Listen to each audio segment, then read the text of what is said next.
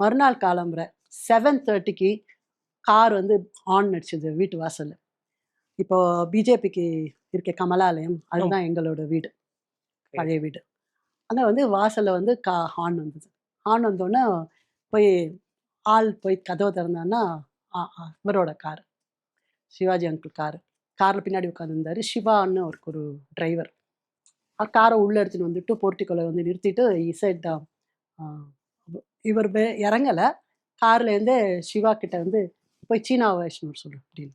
So அப்பா அவர் வந்து பெரியப்பா ஓடி வந்துட்டாங்க. அதுக்குள்ளே வெளியே உள்ளே இருந்து எல்லோரும் நாங்கள் எல்லாருமே ஓடி வந்தோம். அதனால சீனு சீனு வர சொல்லு அப்படின்னு.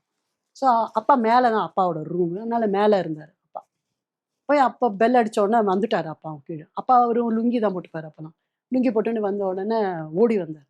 உடனே சரி நீ என்ன பண்ண, போய் உன்னோட கதர் வேஷ்டி கதர் சட்டையை போட்டுண்டு வா காரில் ஏறு அப்படின்னாரு.